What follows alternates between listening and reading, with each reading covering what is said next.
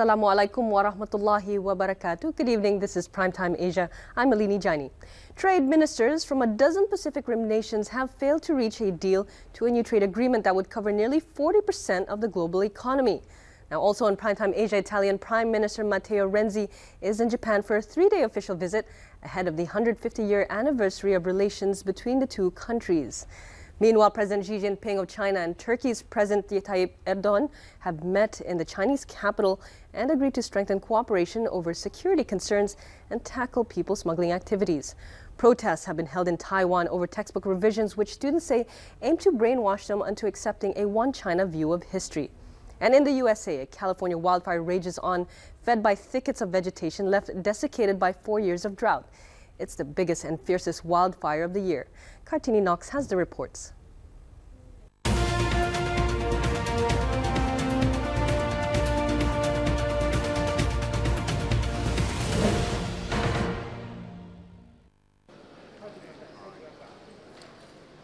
The ministers from the 12 countries participating in the Trans-Pacific Partnership free trade negotiations in Hawaii have failed to reach a deal. In a joint news conference, U.S. Trade Representative Michael Froman said the ministers will continue to work on resolving a limited number of remaining issues, paving the way for the conclusion of the negotiations. He said that after more than a week of productive meetings, participants have made significant progress, and they are more confident than ever that a deal is within reach. He added that the ministers and negotiators are committed to building on the momentum by staying in close contact and continuing their intensive engagement. He also said they have not set a date for their next meeting. Japan's minister in charge of the TPP talks, Akira Amari, said he thinks the participating countries are very close to concluding a deal. He also said they have a common goal of establishing a large economic zone where goods, capital, people and information can move freely. After the joint news conference, Mr. Amari told the Japanese media that another meeting is expected to be held by the end of this month. He said they have made significant progress toward their common goal and that everything will be settled as soon as one more meeting is held.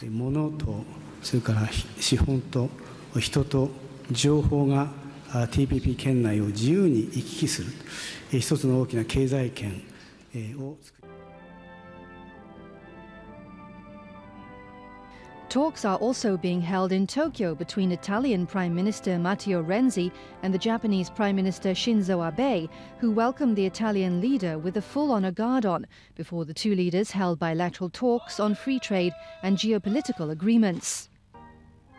Premier Renzi is in Japan for a three-day official visit ahead of the 150-year anniversary of relations between the two countries. It's also his first trip to Japan since he took office last year. In a joint statement following bilateral talks at the Prime Minister's office in Tokyo, Prime Minister Shinzo Abe said the pair had agreed to support each other's geopolitical issues. Japan has repeatedly used the term asserting the rule of law on the oceans to refer to China's activities in the South China Sea and to the island dispute with Japan. Renzi said Italy was prepared to help Japan move towards a free trade agreement with the European bloc. A free trade agreement between Japan and the EU has stalled in recent months. Next year will mark 150 years of Japan-Italy relations and will also be the year Japan hosts the G7 summit.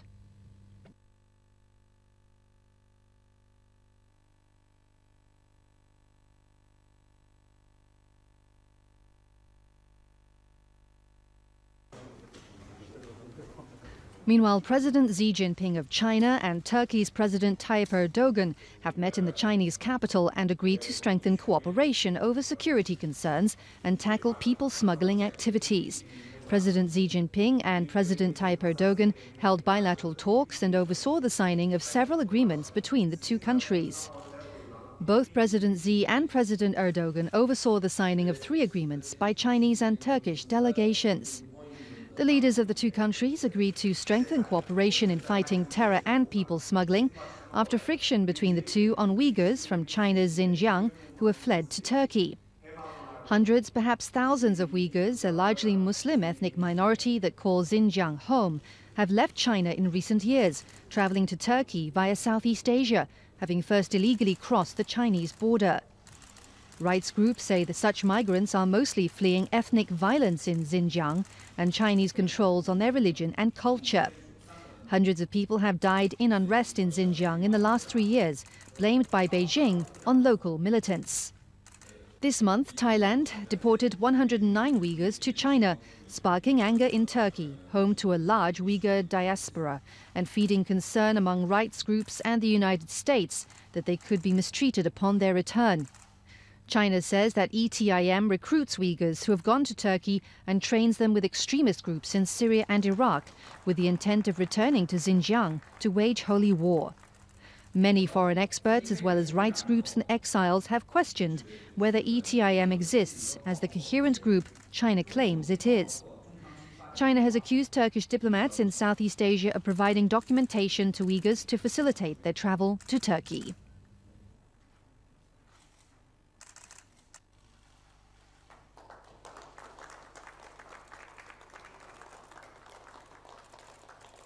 Protests have been held in Taiwan over textbook revisions, which students say aim to brainwash them into accepting a one China view of history, underscoring the island's growing sense of independence from its vast neighbour and geopolitical foe. Hundreds of youth stormed the ministry compound and dozens were still camped out in the courtyard as students met the education minister on Monday in a bid to repeal changes to history books likely to hit school shelves this week. The protesters said they could accept delaying the new curriculum, but the ministry did not back down, prompting some students to break down in tears and storm out of the meeting in anger.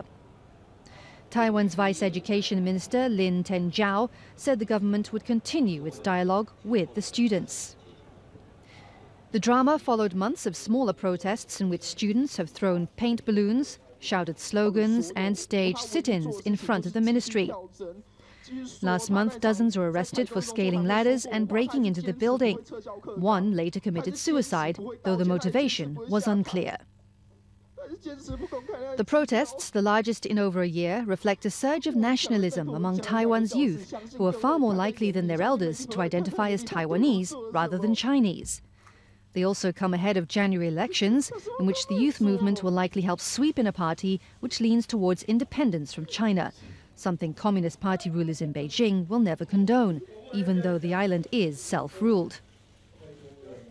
Taiwan's ruling Nationalist Party fled to the island after losing the civil war against China's communists in 1949. China has since viewed Taiwan, which goes under the official name of Republic of China, as a renegade province and has not ruled out the use of force to bring it under its control. 二方面的部分当然也都是真性情的这样子一个表现了哈，所以我们觉得这个学生真的是表现非常的好哈。California's biggest and fiercest wildfire of the year grew larger as it raged for a seventh day through drought-parched chaparral and ranch lands north of Napa Valley wine country after jumping a highway that authorities hoped would slow its advance. The blaze, dubbed the Rocky Fire, has charred some 65,000 acres, destroyed more than 50 buildings, and displaced thousands of residents since erupting last week in the rugged canyons and foothills east of the town of Clear Lake, about 110 miles north of San Francisco. Firefighters used helicopters to douse wildfires in the town of Spring County as the blaze continued to spread. Nearly 7,000 structures, mostly homes, were listed as threatened, with more than 13,000 people placed under evacuation orders or advisories, according to the California Department of Forestry and Fire Prevention. What sparked the Rocky Fire was uncertain, but the blaze is one of nearly 24 conflagrations that erupted across the state, following thousands of dry lightning strikes in recent days. All of the blazes have been fed by thickets of vegetation left desiccated by 4 years of drought, and fire managers said they were bracing for hot, dry conditions to persist through summer. At least 3,200 firefighters were assigned to the Rocky Fire alone, backed by 19 water-dropping helicopters, 4 air tankers and nearly 60 bulldozers. Firefighters had begun to gain some ground against the blaze as triple-digit temperatures and high winds abated on Monday, helping crews establish containment lines around 12% of the perimeter. But late that day, flames roared across a 2-lane highway that fire managers were counting on to help block its advance. Rising temperatures and lower humidity were forecast. followed by the possibility of more thunderstorms across the Sierras and coastal mountain ranges next week.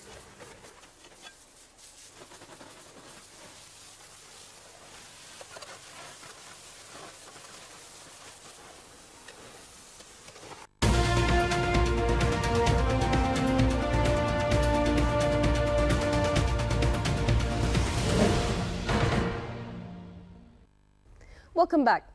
Australia is to build a new naval fleet in an $18 billion package over the next 20 years. Bangladesh and India have swapped adversely held enclaves, marking the implementation of a historic land boundary agreement between the two countries. In Nepal, earthquake victims are still displaced after 4 months. Egypt is expected to gain additional revenue with the opening of new, deeper and wider Suez Canal. Egyptian President Abdel Fattah al-Sisi has opened the new 74-kilometer section of the Suez Canal waterway. Egyptian authorities are using the new waterway to help turn the area surrounding the Suez Canal into an economically viable industrial and commercial trading zone. We have a report on the preparation leading to the opening of the canal. And in Mexico, algae swamps Cancun's iconic golden beaches so they turn green as tons of seaweed wash up on the shore. Kartini Knox has the details.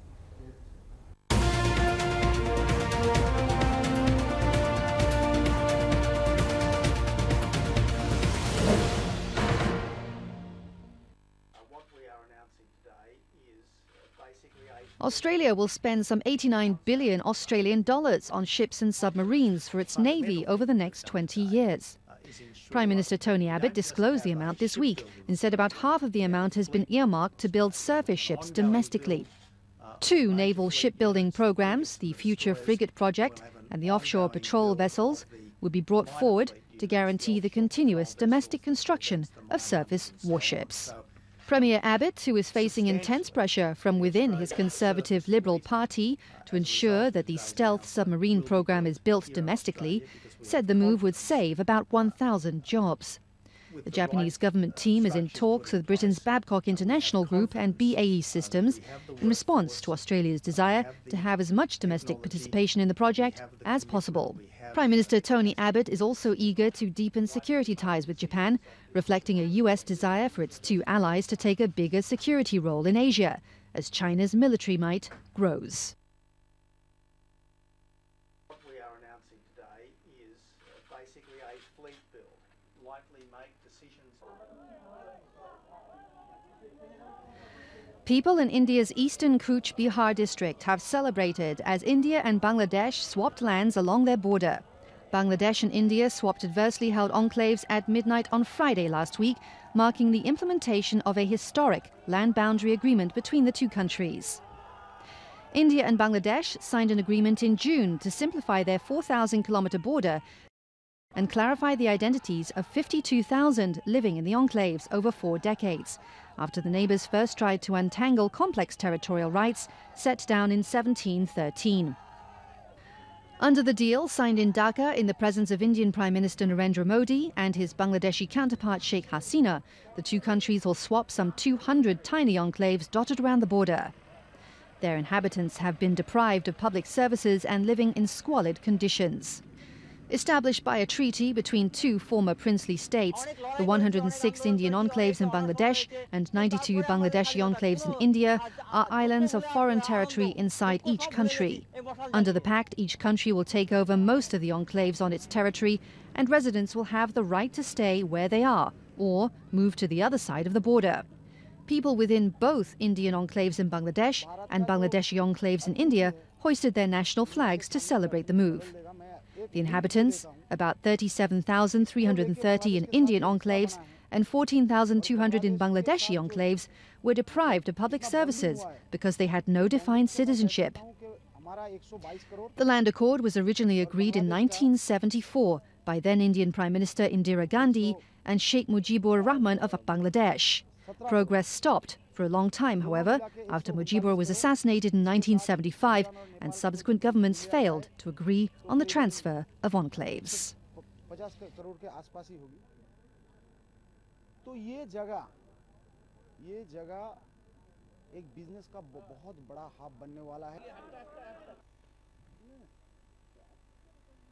After Nepal's April 25th earthquake and its aftershocks, children continue to face multiple risks as their families have been pushed deeper into poverty and they remain in need of aid.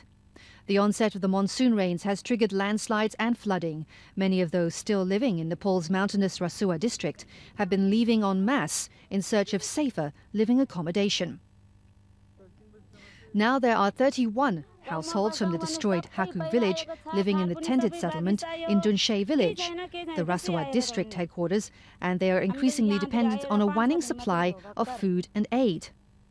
About 1 million children affected by the earthquakes continue to live in areas at high risk of landslides and floods. As the rainy season takes hold, access to these areas is becoming increasingly challenging, threatening these children's access to water, sanitation, education and health services, and putting them at a higher risk of exploitation and abuse, including human trafficking. More than 10,000 children have been identified as acutely malnourished since the first earthquake. These include more than 1,000 children with severely acute malnutrition. Over 200 children remain without a parent or caregiver, and more than 600 have lost one or both of their parents to the quakes. Over 32,000 classrooms have been destroyed. Nearly 900,000 houses have been damaged or destroyed.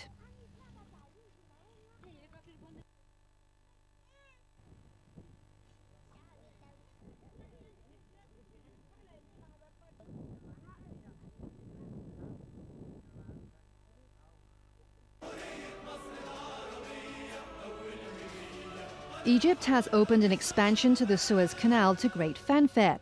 The project is President Abdel Fattah al-Sisi's centerpiece of plans to revitalize the country's economy. The estimated $8.2 billion project includes a 35-kilometer parallel waterway, flanking the existing 145-year-old waterway, which links Asia to Europe. It also includes a deepening and widening of 37 kilometers of the existing canal. This will cut transit times for southbound ships by 7 hours and allow larger vessels easier passage. The Suez Canal Authority expects a windfall of additional revenue, $13.23 billion in annual revenue by 2023, from $5.3 billion in 2014, with the number of daily vessels rising from 49 to 97 over the same period. To fund the project, the government raised $8.5 billion from Egyptians who bought investment bonds with quarterly dividends of 12% promised to all investors. The government hopes the new canal will double the country's trade income, as well as contribute towards 1 million new jobs in the entire Suez Canal zone development.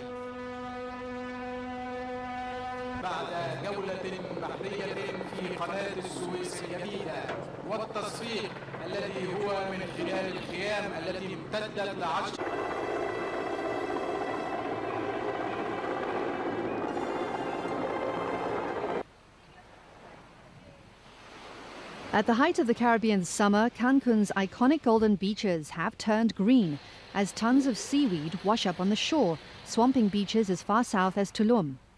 According to officials, the gulfweed algae stretches more than 180 kilometers and has been washing ashore continuously in recent weeks. Concerned the seaweed will blight Cancun's image for pristine beaches, authorities have moved earth movers and a team of men onto the beaches to remove the unsightly algae from the surface and bury it under the sand. In late July, authorities reported that some 500 cubic meters of the seaweed, officially known as sargassum, has been collected. Along the coast, workers with wheelbarrows dug up holes where they buried the algae. Although the cause of the algae has not yet been confirmed, experts say it could be put down to high levels of ocean nutrients, changing sea currents or wind patterns. Eduardo Mariscal, an official at the Attention for the Federal Marine Zone, told the media that the algae is not all bad news and burying it will help protect Mexico's golden Caribbean coastline. Mexico's beaches are not the only ones suffering, with the coasts of Brazil and the Bahamas also seeing a surge in the macroalgae. Sargassum is usually distributed in temperate tropical seas across the world and takes its name from the Atlantic Sargasso Sea, where large amounts of the algae are hosted. Entonces todo esto enterrar el sargazo dentro de la luna costera fortalece esta cadena costera y hace que nuestra playa esté más fuerte y pueda